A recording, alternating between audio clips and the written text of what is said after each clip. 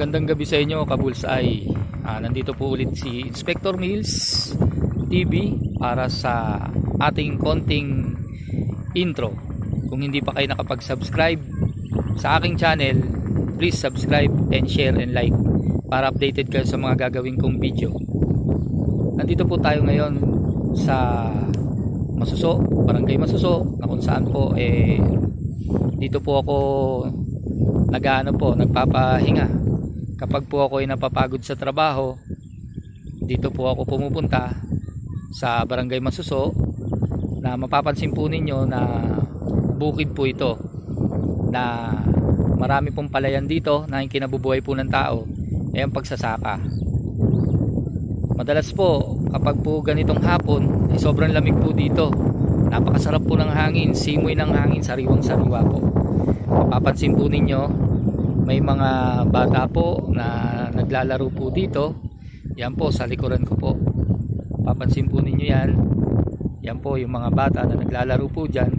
Sa tuwing sumasapit po ang gabi, sila po ay naglalaro po dyan. Marami rin po mga nagra-rides po dito, at marami din pong magagandang tanawin po dito.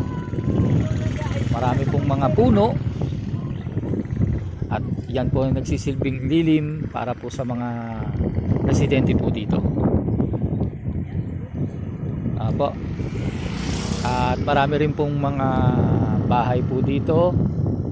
At ang kabila pong ibayo po nito, ito na po yung sa barangay hall, na ang mga barangay tanod, mga barangay official ay tulong-tulong sa pagresponde ng krimen o kung ano man nangyayaring mga sakuna po dito.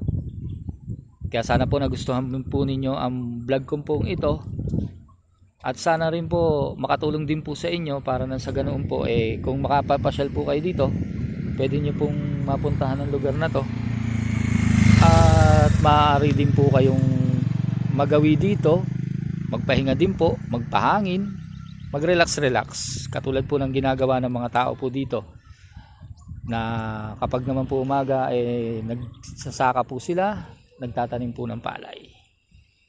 At ito nga po yung mga kabataan, ayan na po, na kung saan po naglalaro po, nagbabike po sila.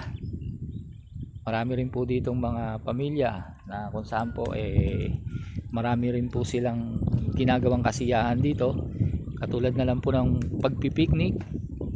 Yan po mga kabulsay, maraming salamat po sa inyong pagsubaybay po. Sana po matulungan nyo po ako magkaroon po